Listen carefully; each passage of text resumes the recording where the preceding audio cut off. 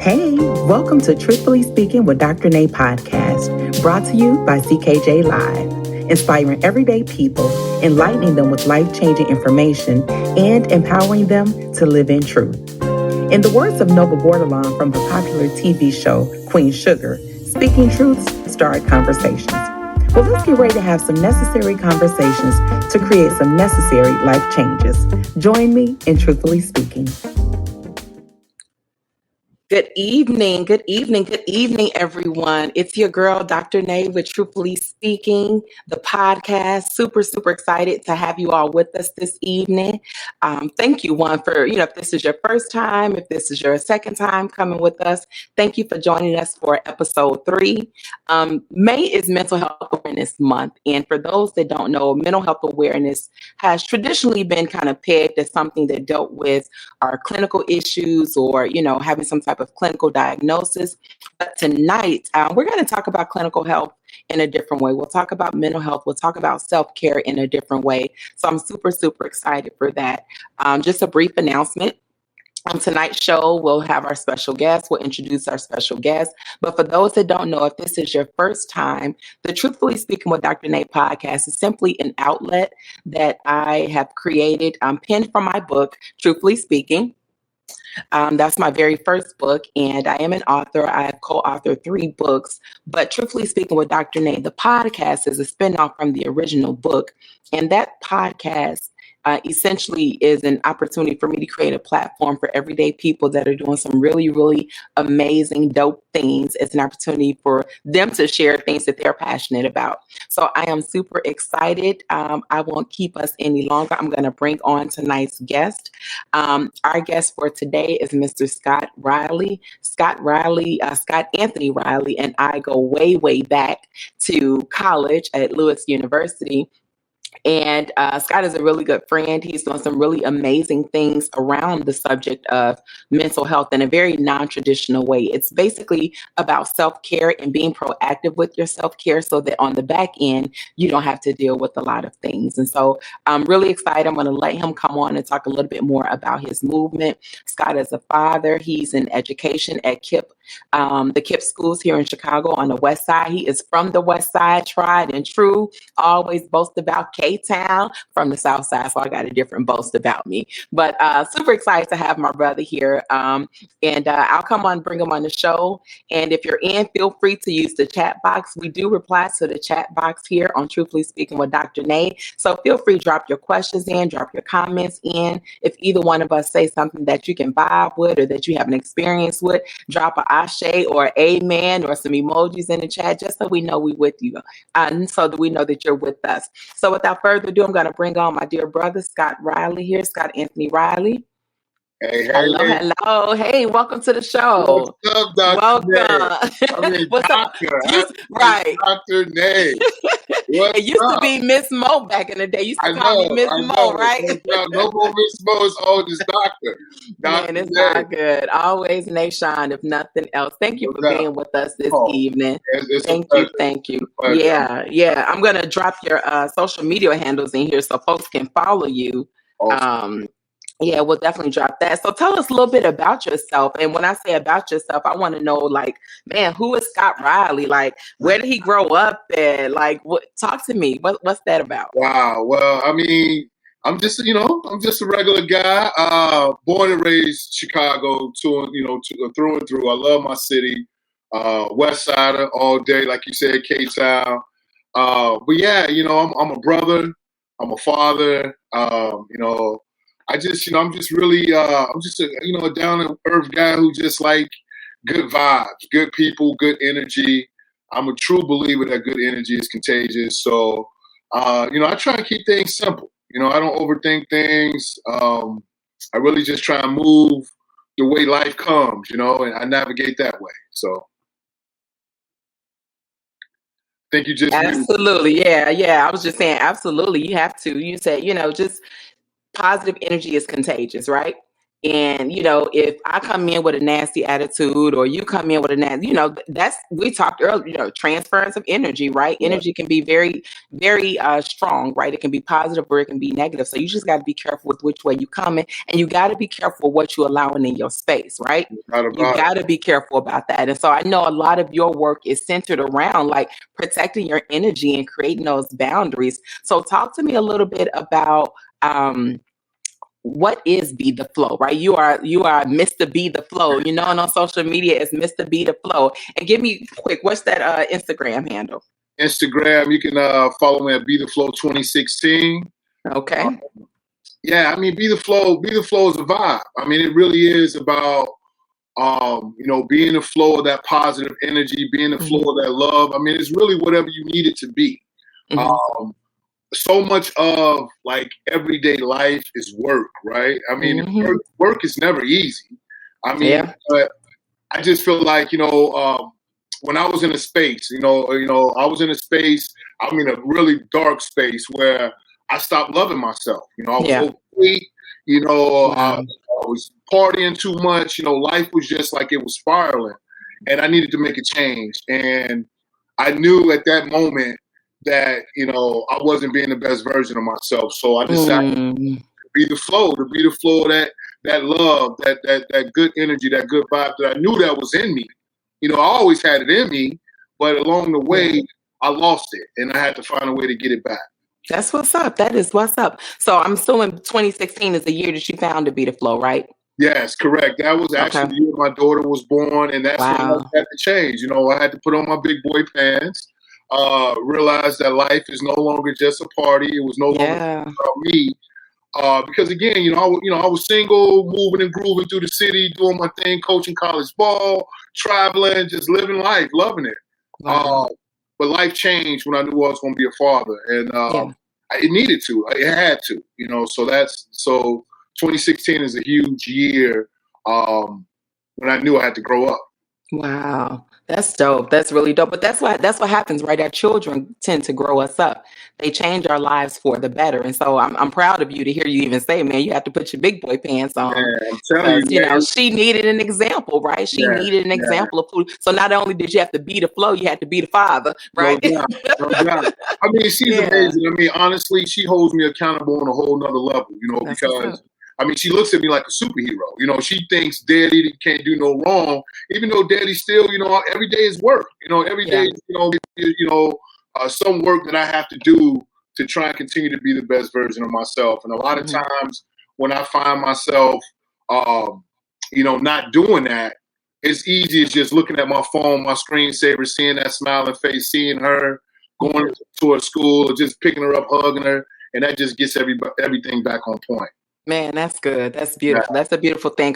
A lot of our girls need that, right? They need that positive energy and image. Sometimes we figure, a kid didn't come from a two-parent home. Their life must be tragic, or they must have come from some type of bad background, or a kid came from a two-parent home, so their life must be perfect. And that's not always the case, right? It's, you can have two parents in a household, but if it's chaotic and it's toxic, then what are you showing your children? So, man, I appreciate you for lifting that up and for just being the father that you are to your daughter. Because as you are the father that you are to her, you're creating a better woman. You're creating a better little girl. She's going to be a better friend to someone. She's going to know what love is and know how to receive love and exude love. So that's beautiful. I appreciate that. So talk to me a little bit about your background. Like, we talked about the West Side. Okay, we know you're from the West Side, basketball player. So funny thing is, you played basketball in college. I was a cheerleader in college, and so that was pretty cool too, right? LU. No doubt. Shout out to Lewis University, Flyers in Romeoville. LU, and you were what? Weren't you in like the Hall of Fame or something? Yeah, I got into the All-Decade team, the '90s All-Decade team. I mean, it's amazing because I recently just did a radio show over the past weekend. Shout out to Illinois Radio. And it's so funny because they started off the show just talking about my athletic career. And for some reason, I felt so awkward and uncomfortable talking about it. Not big freeze. I'm telling you, it just feels like a lifetime ago. Wow. It really does, because the one thing I've learned through my self-growth journey is that, for so long, I identified just as an athlete. Yeah. Like, Walker, hey, you can't tell me nothing, here I come. And that, for so long, that's the way I moved. And you know what? Honestly, Nate, that's when the struggle really began in my life, because when I had to transition from being Big Freeze and this basketball player to transition to just being Scott, I was like, wait, what? Nobody's telling me before. No one's patting me on my back and putting me on this pedestal. Like, life got real quick. Yeah, it got real quick. I had to find something I was good at, and that's when actually life started spiraling, because I dove into partying. I'm partying there. I'm living a lifestyle I couldn't even afford. But, I was trying to hold on to something, and the beauty about it is, it's like I tell people when I have opportunities to speak, is that it's always the other side to it. No matter where you are in life, no matter if you're 20, 30, 40, no matter where you are in life, if you're in a tough space, if you in that dark place, there's always another side to it. But you have to be willing to put in the work, and you have to find out what works for you.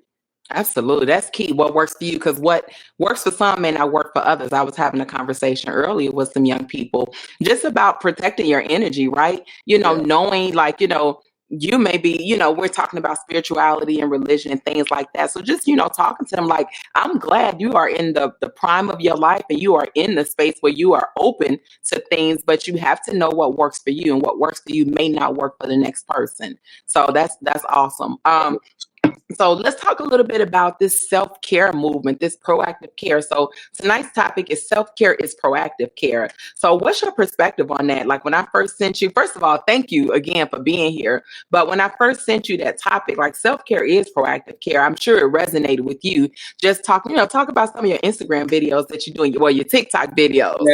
Yeah. Well, honestly, I mean, it's important, and it's in my mission statement that, self-care, self-love, it's not selfish. It's, it's necessary. Everyone needs an outlet. I don't care what your career is. If you're a full-time student, everyone needs to decompress, because if you continue just to pile it on, it gets heavy. Yeah. You gotta find an outlet.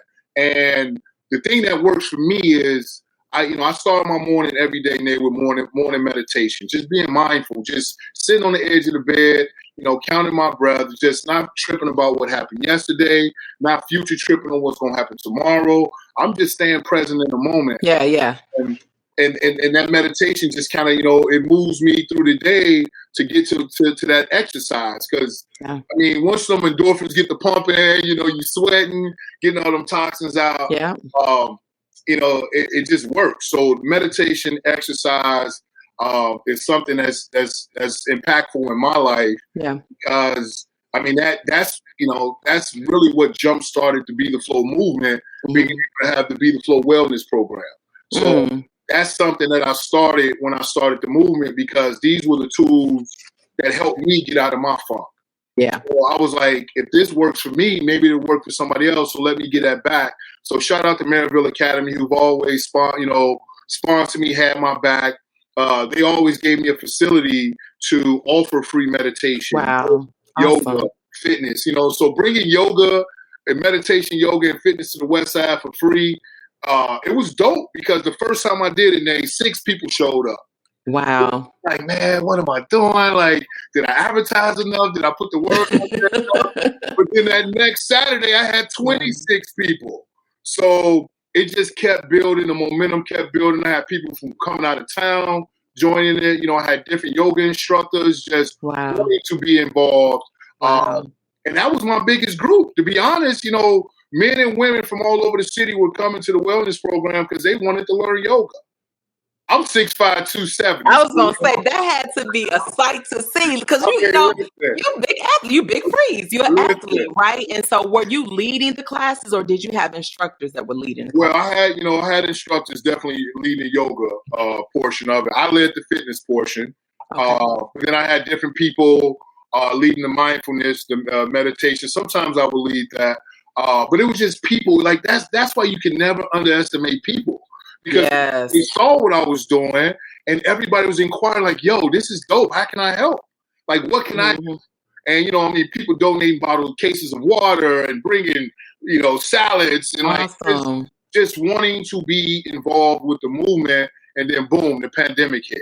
Yeah. So that just killed a lot of the momentum. But again, here we are again, getting that momentum back.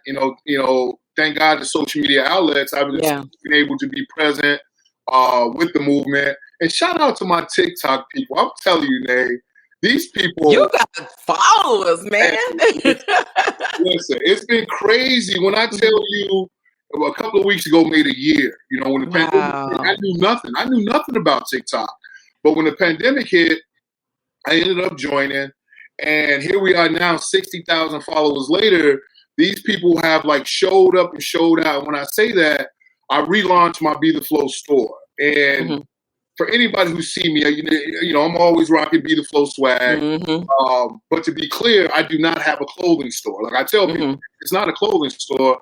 Be The Flow swag is really conversation starters. When people see me, or see anybody who's wearing Be The Flow gear, the first question they think it's music, right? They think it's because of headphones. Because of headphones, but the headphones are symbolic to block out the noise. So trust me, music is so therapeutic to me. It is. And that's why, the TikToks come out the way they come out, because it's always about the music and the message. Sometimes I'm just having fun with the music, doing my little thing, but so much of it is synergy. I make sure the message is either something I went through, I'm currently going through. Yeah. That it just spoke to me on a whole nother level. So connecting it with the music, doing my little dancey dance with the coffee. it's just that's what I do. So that's your thing. It works for you though, right? And people get caught on. Yeah, it's been dope. It's been dope. So many people. The cool thing about TikTok is people can duet you. So I get duets all the time. People in their car doing their thing, dancing, and it's just been dope, man. This whole ride so far since the relaunch has been amazing. I ship stuff every day, whether it's to New Jersey, California, Texas, Wichita, Kansas, Idaho. People are being the flow in their city, and I love it. And the beauty about it is proceeds of every purchase in my store goes back to the Be The Flow backpack giveaway that I've been doing for the last 4 years. Wow. And it's been amazing because we've been able to service over 150 Black and brown little boys and girls right here on the West Side at my mom's house in the yard. We have a live DJ. We have vendors coming out with free food and cupcakes. And it's a vibe. It's just a whole vibe. And we have over 150 backpacks stuffed with school supplies. I'm talking about scientific calculators, pens, paper, folders, spiral notebooks. And now because of TikTok, and the people who've been supporting the store, I can already service over 200 kids right now if we had the backpack giveaway. Wow. It's been amazing, Nate. Seriously. So what month does your backpack giveaway normally take place? Is it August or? It's Labor Day weekend. So okay, we're going to put that in the banner for the people. Yeah, okay. Labor Day weekend is the Be The Flow backpack giveaway Saturday morning. My family, shout out to my family. They so dope. They've been very supportive of the movement. Every year we have a family reunion, family party, we call it now. And we've been doing it for over 40 years. This past year we couldn't do it because of the pandemic, as well as a backpack giveaway. But every year for the past 40 years, family from everywhere, from Boston, New York, Texas, Cali, Michigan, all come to Chicago. And we party for 3 days in Chicago. And that Friday, my family always helped me. We just stuffing backpacks, putting a whole bunch of school supplies in there. And then Saturday morning, we all about the people. We putting up tents. The DJ comes set up. He's doing his thing. The vendors are there. And families just come from all over. When I tell you the backpack left, it's amazing. It's That's truly beautiful. Yeah. Just to get it's been dope. I'm about to blow your mind. So I was going through a photo album that I had. Well, I got several photo albums, but I remember you gave us these when you graduated. I think it was your basketball photos when you graduated college. I still got that picture. I remember coming to your graduation party in your mom's backyard. Yeah. So your mama been throwing them parties for a long time. I'm sorry to tell you, my family know how to party, man. That's what we do. I mean, because it's always a celebration, right? Yeah. You know, we should celebrate every day just for life. You know, like Yes. being able to just be here and be present, and you know, to be about service. You know, to be able to give back to those who may need it. And it's funny because like even I remember the last backpack giveaway. A mom walked up to me. She was like, "Who are you? Like, are you famous?" Like, no. Did you play with the Bulls? Right, You know, you got the height. She's like, "Are you famous?" And I'm like, "No." She's like, "So why are you doing this?" And I was like, "Well, why not?" And she was like, "Wow!" Like she literally broke down in tears because she had like 6 kids with her. I think 4 was hers, and like she had a niece and nephew, but. You know, she was unemployed at the time, and like to have them all have brand new backpacks and all these school supplies, she was just overwhelmed with joy, and that's what it's about. I mean, that's what it's about. So, awesome. You know, being able to give back, being able to try and normalize the conversation of mental health, because there is a difference between mental health and mental illness. I mean, absolutely, there's a difference, and a lot of people, especially in our community, you know, in the Black community, it's such a taboo topic. Absolutely, your feelings, to talk about how you may, you know, how your anxiety may be off the chain, or maybe, you know what, maybe you're in a funk, you're going through depression. Yeah. You know what, just go ahead and pray. God gonna fix it for you, baby. You're going to be fine. You know what, yes, I love my Lord and all that, but it's still tools that you can use, men and women, boys and girls, that you can do, like you said, with the self-care and, you know, self-love, being able to help you on a daily basis. Absolutely. Yeah. So it's interesting that you said that. Well, one, you said something a while back about the head. We were talking about the headphones, right? And I immediately thought too, it's blocking out the noise, and you have to block out that noise because it's coming at you from every which way, right? You know, and so if you can't block out the noise, then you can't hear God speak to you. So I literally started this past week. Crazy thing is, you mentioned meditation. I always get up and I start in prayer, but I started getting up, following my prayer with meditation, being very intentional, opening up the curtains in the bedroom, finding my space in my room, either lighting a candle or incense, but just setting that atmosphere so that I can get to the place where I'm setting the tone for my day. Made an amazing difference, huge difference. And so I'm looking to follow that up, because it just, you know, we have to be intentional about setting the tone for our day. You can't just get up and move and flow, because you're liable to run into anybody, have any type of conversation or any type of interaction that could either rub you the wrong way or rub that next person the wrong way. So we have to be intentional, like you said, about blocking out that noise. I wanted to talk a little bit. So we were talking about mental health and, you know, in the Black community, how it's so taboo. And I'm grateful. I think we're moving slowly, very slowly. I think the needle is moving away from that. But, you know, even for myself, you know, people like you and I, we strong, you know, we leaders, we this, we that. We're not supposed to have, you know, mental health crises or breakdowns or depression or, you know, anxiety or any of those things. And you couldn't have told me that I would have the year that I had early this year. I was diagnosed with anxiety, depression, was on medication. People wouldn't know it because I'm still showing up. I'm still smiling. I still got to run 3 programs at the university. I still got to get up in a pulpit when I'm, you know, and it's my duty as a lay minister. I still got to preach. I may have to help lead Bible study. I still got to show up. We're always on. And so when do you really get the time to be off, to process what you're dealing with and what you're going through? So you're absolutely right. Therapy. I'm a huge advocate of therapy. I'm a advocate of prayer, advocate of therapy, advocate of meditation, advocate of yoga, all of the above. Find what works for you, but do something. You got to do something, because if not, you'll be somewhere driving yourself crazy. And your loved ones, you'll be driving them crazy in the process. I think, you know what, everything you said, I totally agree with, because again, like, I say it all the time, like, people really have to find what works for them, you know, because again, you know, people all the time are in my DMs or inbox like, yo, so like, how do you get out your funks? Like when you're in a funk, and I'm like, well, this is what works for me. I can't tell you what to do because I don't know your story. But again, I'm telling you, mindfulness, I tell everybody, if you haven't tried mindfulness, meditation, try it. Because again, it really puts you in a space of peace. And you know, people actually want to say, you can't always be this up, and you can't always be this happy. And guess what? I'm not. I'm human. I'm not always happy. I'm not always up. It's times I go days without posting on social media. And shout out to my people on Instagram, TikTok. They inbox me a DM, me like, "Yo, you good? Right? Like, you all right? We ain't seen no content. We haven't seen that smile. You bouncing in the car."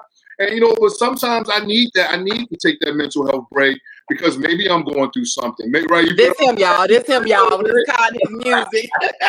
Well, he always got to have a Beat the Flow bottle, though. I'm trying to tell you. So I just I'm a huge believer that we all have purpose. We all have purpose. We all were put on this planet to make a difference, to inspire others. Yeah. Once I was able to get on the other side of not identifying as just an athlete and understanding that my purpose on this planet was much more than putting a ball in a basket, is life changed. Because again, I've always knew I had something in me special. Like honestly, since I was a kid, I knew it was something.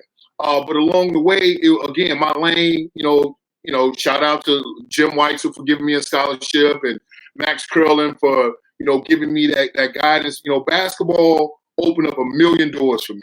Mm-hmm. I'm very blessed that basketball allowed me a free education, be able to travel the world. But I'm telling you, Nate, that's when the struggle, when the ball stopped and I wasn't, an athlete anymore, or I wasn't a coach anymore, like a college basketball coach, I was lost.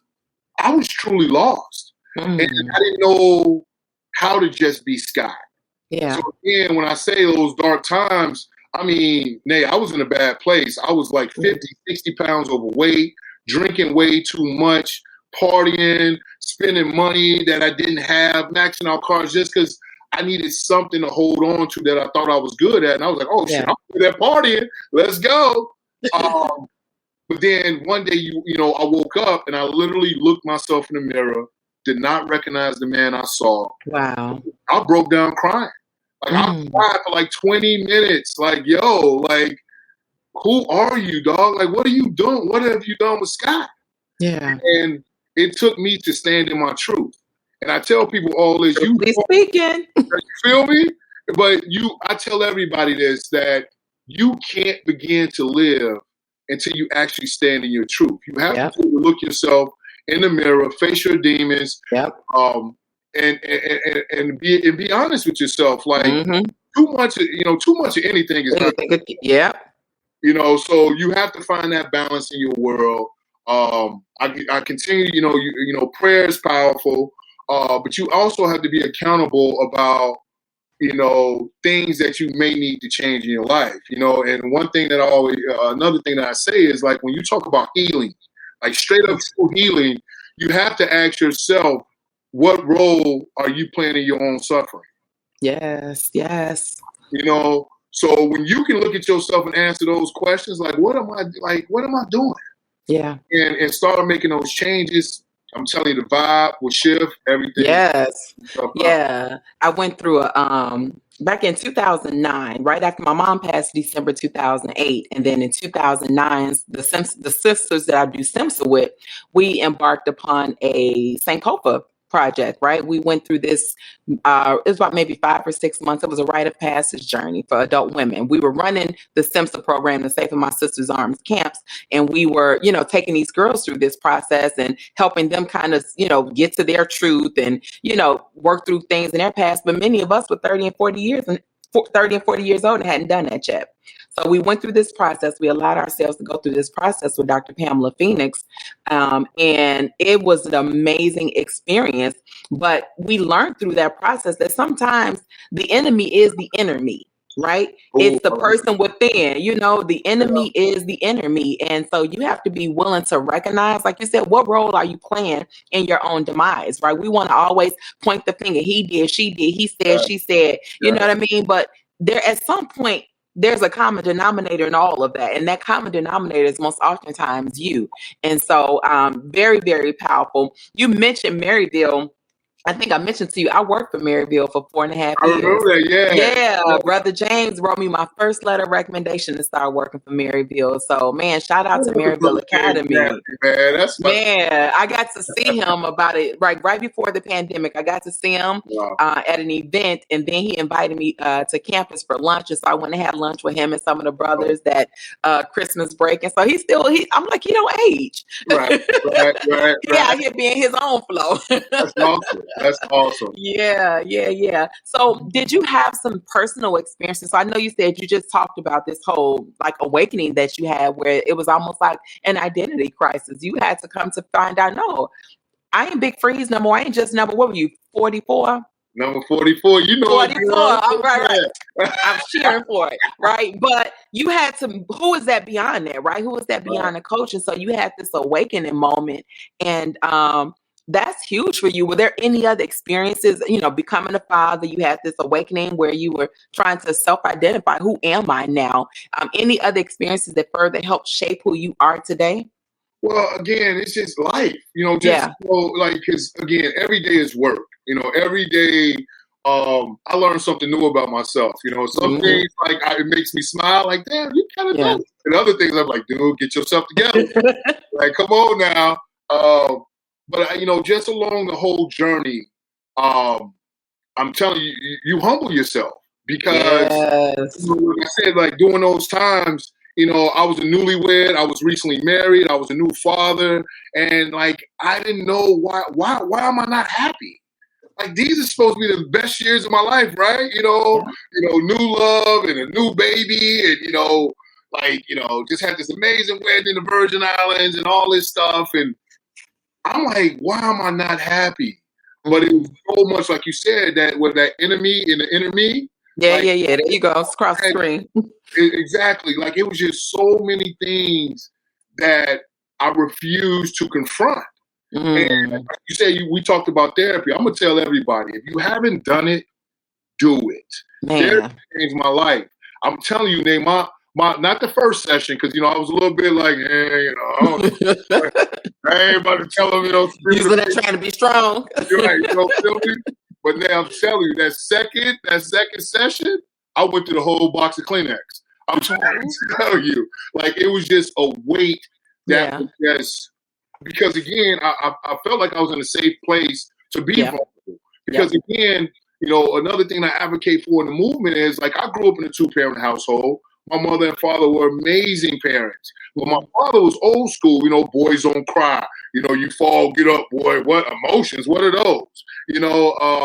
So as I continue to navigate through life, like, the whole idea of, like, expressing how I felt, especially like, I probably like screwed up a lot of relationships because I was that brick wall where I couldn't be vulnerable. I couldn't allow myself to be in that space at that particular time. But now you can't get me to stop talking about how I'm feeling, my goddamn feelings and my emotions. But that's where I'm at. And there's so many men I know probably like they rocking the same way I'm rocking, thinking that you can't be vulnerable. Like, you can't cry. It's going to take away your masculinity. Like, no, sometimes I just, I get a good cry in once a month. Like, yo, I need to let it out. Man. And that weight is heavy. Regardless if you're trying to be the best father or the best co-worker or the best brother, sometimes life just, it leans on you. And that's okay. Because again, what are we doing to like stay on point, to find that balance, to see, again, like I said, finding what works for you. So, man, that's real. Yeah, that is real. That's dope. So who would you say, if you had to identify, because I know you work with middle school or high school students? Middle school. Yeah. Right. We're primary school is K, like the whole school is K through 8. K through 8. Our primary work with the younger kids, and it's dope because they are so honest. And they keep you honest, and they're gonna call you out. They so you honest. Today. They have no filter, and I love it. But yeah, shout out to Kip too. I've been there now. I think this is year 8, year 9. Wow. What's your role at Kip? Right now, the what is it? Student support coordinator is like my title. Okay. Like, AKA Dean of Students. Basically, I deal with all the behaviors and stuff. They just changed the title this year. Being a student sounds so punitive. But again, like it's a very proactive place. The kids, it's a tough neighborhood, man. Like it's right there in North Lawndale. I used to work in North Lawndale College Prep, so I know. You already know, man. It's shootings over there every day. Yeah, it's rough. But those kids, the community, I mean, I love it because I'm so connected with the families that, again, you wake up every day with purpose because you know at some point you're going to impact somebody, whether it's a student, whether it's a coworker, because they know when coach walk in the building, I'm bringing that energy. I'm always bringing that vibe. And even when I don't feel like being on, I know those kids are looking at me like, like with big old eyes. So I always, when I walk in there, I'm on. I bring it, that positive energy. When kids, like even especially before pre-pandemic, like every day it was high fives and hugs. A lot of these kids don't get that at home. Nope. Don't nobody ask you how your day was, right. A lot of these kids don't even, parents don't tell them how amazing they are. They don't put their, highlight their gifts and their abilities to do certain things. So I try and lift them up, man.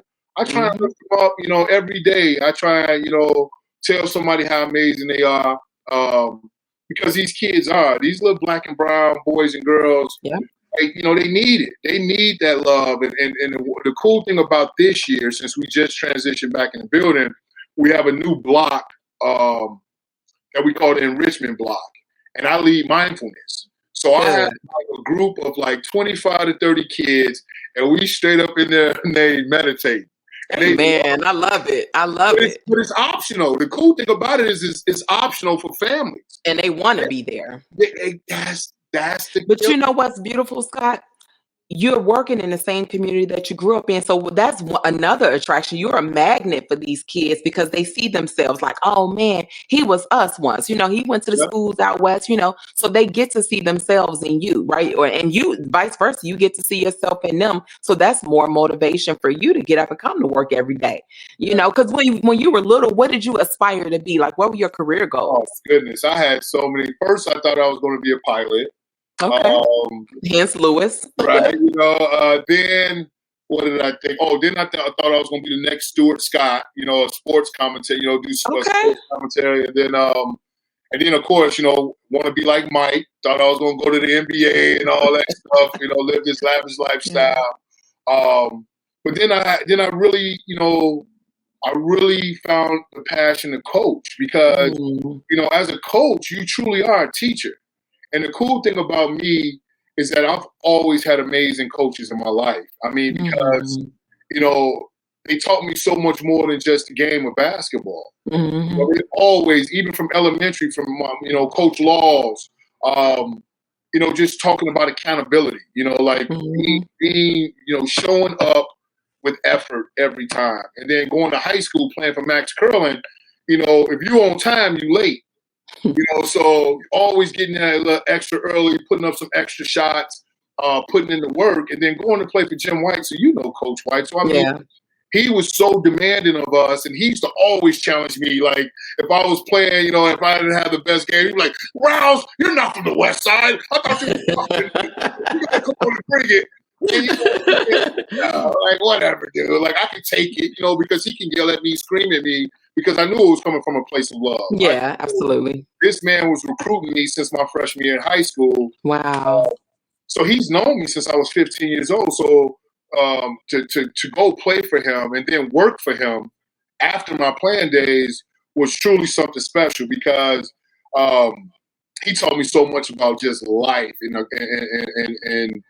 being able to be more than an athlete. So shout out to Joe Meister for all. Good. That's what's up. So what's your vision for the movement? Because like you said, it just kind of started and it's taken off, especially with TikTok. When you had to teach me how to do the videos. I called myself trying to do a duet. I wanted to do the duet for the guy that was doing the Chicago accent challenge. Okay. Because I say things like car, daughter, water, And so I want to learn how to do the duet. You have to teach me. But what's your vision for the movement? Where do you see this going? Well, the next level again is again, just being able to be the flow in every city. Like the goal is to take the wellness program to like travel with it. You know, I love sharing my story. There's no shame. There's no guilt. My journey is exactly that. My journey. That's right. But I talk about pain, passion, and purpose when I have opportunities to speak. So when you talk about the movement, I want to continue to go to different cities. I've actually just got my first paid speaking that's coming up at the end of the month, which I'm excited about because these are like total strangers that found me on social media that just been watching. They've been watching and they're like, dude, what you're doing is dope. I would love you to come talk to our group. And again, those are the three things I talk about is pain, you know, because we all have it, right? We all have a story. We all went through something that didn't allow us to be the best version of ourselves, right? But then, you know, through the work, you find that passion that pulls you out. And then as that momentum continues to build, you understand your purpose. And I think my purpose is here to advocate for those who feel uncomfortable to talk about mental health, those who feel uncomfortable to talk about their emotions. Because for so long, I was that guy. You know, I was that guy. And people all the time like, oh my God, you know, to see a Black man advocate for mental health and to stand in your truth and to, you know, wear it on your chest and don't get shame. I mean, so like you can't move through this with shame. You just because there's no like if I'm talking to you and there's nothing authentic coming out if I'm really not being transparent about what it is. So as far as the movement, I want to continue to build it by sharing my story, having opportunities to talk. Again, the online store is, you know, all the swag in there is literally conversation starters. I want people to feel comfortable, to normalize. If you happen to be the Flow tumbler or water bottle or t-shirt or anything, and someone say, be the Flow, what is that? You say it with your chest. Like, man, it's a movement that advocates for mental health and wellness through self-love. Because again, I stopped loving myself like I did. I was a mess.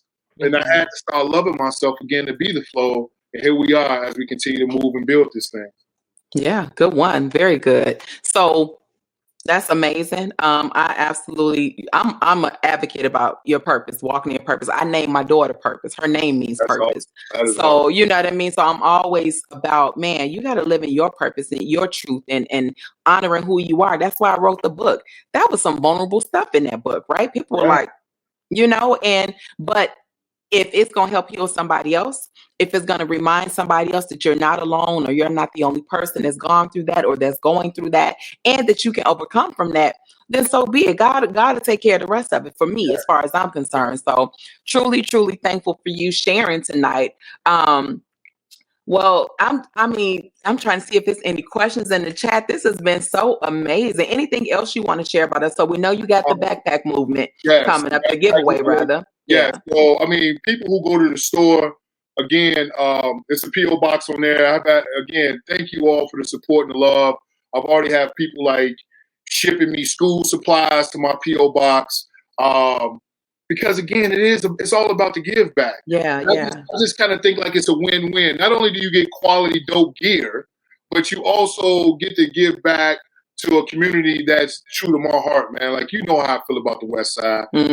All day, every day, West Side, baby. But I'm telling you, Nate, to see these faces of the families when they walk up and they're getting it, you know, seeing these little boys and girls getting these backpacks and the smiles on their faces. And, you know, I'm getting chill bumps right now because again, it's just dope because, you know, I just know, like, I've always grew up with service in my family. Like, even as a kid, my grandmother used to wake me and my siblings and my cousins up early in the morning. Her and Miss Snodgrass would go, we'll cook all this food, and then we'll go on Green and Madison and feed the homeless. Wow. And it was like, I'm doing this as a kid. I'm mad. I want to watch cartoons or like go play ball or something. But every weekend, my grandma would wake us up to give back. Because, and again, one day as I started getting older, I'm like, Grandma, why are we doing this? And then she looked at me. It's like, one day this could be you. She was like, life throws all different type of bullets at you, man. And some of these people used to be doctors, lawyers, you know, had a family, but here they are And you know what? If I can do something to give back to give them a meal, that's what we gonna do. That's what's up. And it made me understand how important service was. I mean, I started at Lewis as a communications major, and along the way, I ended up changing to social work and human services because even though I knew it wasn't a lot of money in social work, I just knew at that point, you know, and I didn't even know. I just knew like giving back always gave me a sense of like, yeah, like that's the reward. You know, that, you know, it wasn't about the dollars. It was just about that sense of like, yeah, I like that feeling. So again, you know, I tell everybody, man, like if you can do anything to put a smile on somebody's face, do it. I mean, you know, sometimes all you gotta do is smile. You know what I mean? That's it. It's so weird. I'm out in public and I say hello to people, like, hello. And they look at me like, you know, Chicago, we going 100 miles an hour. So when somebody speak to you and smile, they look like, whoa, like what? Oh, okay. That was different. I get people to ask me, are you from down south? No. Yeah. You got down south? No. It's energy, man. Like, you know, good energy truly is contagious, man. And I said the other day, I went live on TikTok because it was like 4 days that I didn't post any content, and people were reaching out, checking on me, make sure I was good, and I was good. It was just that if I don't feel it, if it's not authentic, if it's not coming from a place where I know the message and the music can, you know, touch somebody, I just don't post. Yeah, I'm just gonna get on there to be like, hey, no, I don't do that. You know, I'm truly like, and again, I don't practice it. I don't like find a song or a message the night before. I literally get up, I, you know, do my mindfulness, grab my coffee, and I'm scrolling. And then I hear a song like, ooh, ooh, ooh, you know, and then I either like take a quote from a former coach or something I stumbled across in my lifetime, or like some of the different quotes that I, you know, positive affirmations I have on the Be The Flow page, and I post it. I connect the music with the message, and I push it out there to the people. And wow, hopefully that inspires somebody, or like, you know, just put a smile on somebody's face. And you know, Scott, it's not even that you're spending a lot of time doing this. Yeah, you got to put it all together. But your videos, are they even a minute? No, I mean, you know what I'm saying? And look at the impact. Seconds, it's 8 to 15 seconds tops. Right. You know, we know people's attention span is terrible. So yes. You know, I try and keep them quick, but at the same time, like you said, the impact. You know, if you feeling the vibe, because again, like I said, music is therapeutic to me. Music has helped me through some dark days. But at the same time, like music always makes me smile. Like I don't care, because my mom and dad, like, you know, on the weekends, you know, they used to put on those vinyl records. Michael Jackson was big, and then, you know, we doing that cleaning as a family, but it was always music. My mom cooking in the kitchen, it was always music. And I'm gonna say this out loud: there's nothing better than '90s R&B. Ever. Thank you. My daughter wishes she was born in the 90s. My daughter says, I was born in the 90s. I just wasn't released till 2002. When she was home over Christmas break, this chick had me helping her watch 90s movies, 90s TV shows. She wants, hey, do your thing, kid. Music definitely was the best. Music is not the same. Yeah. But again, that was something that was big in my home, and my family normalized it. Like we had all the vinyl records. You know, and it always was moving. Music was always moving. So, you know, it's a big part of my life. I listen to music all the time when I work out. You know, and then again, when I'm pushing out content, it's always about the music and the message. Yeah. Awesome. Any final thoughts you want to share with the folks before we wrap up this evening? Yeah, no doubt. Something, again, that I post on my Instagram, I always try and come with like the vibe of the day. To start my day off. Again, people who come to the page who look for inspiration. At the bottom, right above the website, I always say, stay present, be kind, and live free. And when I say that, I truly mean like stay present. Like don't trip about yesterday, because I mean it's over. Don't even worry about what's going to come your way tomorrow. Like literally just stay present and take it as it comes, and you'll be able to navigate that much. You don't have to carry all that. And then be kind. not only being kind to others, but be kind to yourself. Sometimes you gotta give Yes. yourself some grace, Give right? yourself some grace. You got to give yourself some grace because we're not perfect. And what is perfection, right? Like I said all the time, you have to give yourself grace and be kind to yourself because again, you know, it's enough coming your way where you don't have to do much more on yourself, and then live free. I do not like being put in a box. Like, don't put me in a box. I'm too much energy. I won't. But I tell people, like, live free. Don't allow people to put you in a box. If you want to go for something, if you want to do something, do it. Because guess what? You might fail. I don't know what's going to happen with the Be the Flow movement, but you know what? I'm going to keep pushing. I'm going to keep working. Maybe I get a partnership with somebody. Maybe I really do take this to the next level, but I believe it's going to happen. I'm manifesting it. I pray on it. There you go. And this is what's going to happen because, I don't allow myself to be put in a box. And I do live free. I don't care what people think about me. I know that's right. And I'm going to rock the way I rock. I'm going to continue to advocate for what I'm advocating for. And so take that. I just want people to take that with them, man. Stay present, be kind, and live free. I love it. I love it. I love it. So look, y'all heard it from Scott's mouth himself. Stay present, be kind, live free. And that's all we can do, right? We get one life. My guy says every day, if something has happened the day before, every single morning, the next morning, today is a new day. Today is a new day, and we are grateful. We have to be grateful to be able to see it because somebody didn't wake up to see that day. And so just be grateful, for the life that you've been blessed with. It may not be perfect. You may not be living what you want to live or what you thought you'd live. But at the end of the day, like God has blessed you with life and he has called us to live life and live it more abundantly. So, man, the world is our oyster. I tell my daughter all the time, and her father tells her all the time, the sky is not your limit. You can go beyond the sky if you want to. The sky is not your limit. Don't let nobody put you in a box.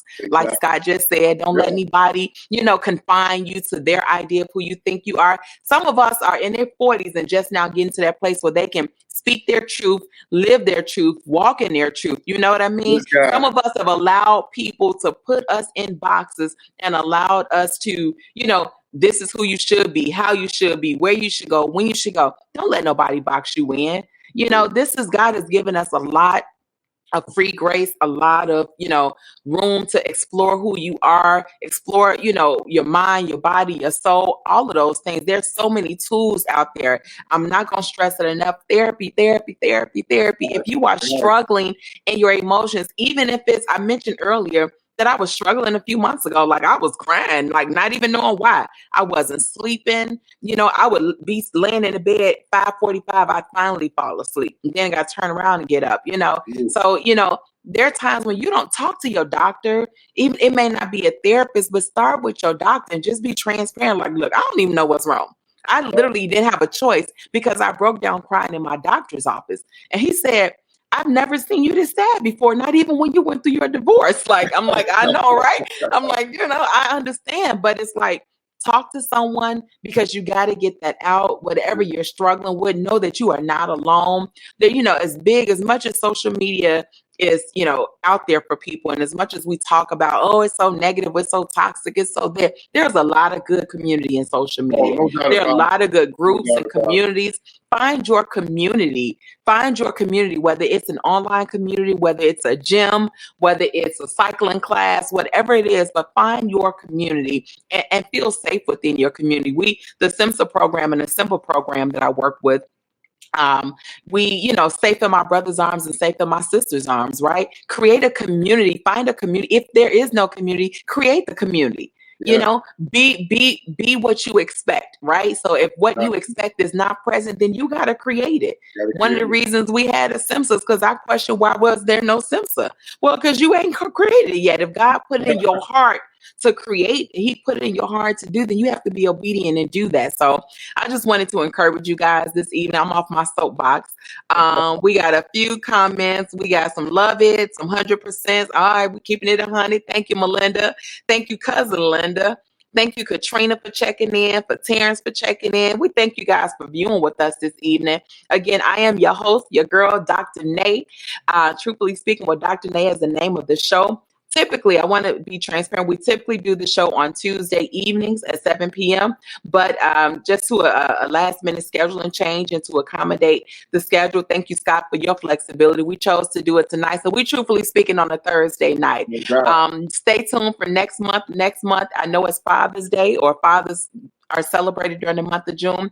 So we'll find us a nice, handsome, strong Black father to celebrate. And we're also going to celebrate some special relationships that I have with some sisters that I call my co-mamas. So again, thank you all for tuning in. Be sure to like, share, follow the page, be on the lookout. I am working with a producer, so I'm excited. We're going to get us a real show, y'all. We're going to have music and all type of stuff. We're going to get some sponsors. So, and we look forward, Scott, when it's time for you to do your backpack giveaway, you are more than welcome to come back. We want to highlight that and lift that up as well. I'm encouraging you, if they bring the Bud back, go on, get in the Bud Bilkin Day Parade. I help you how I can. But yeah, thank you for being here tonight. Thank you for sharing with us, and continue, everybody. Stay present, be kind, live present. God bless.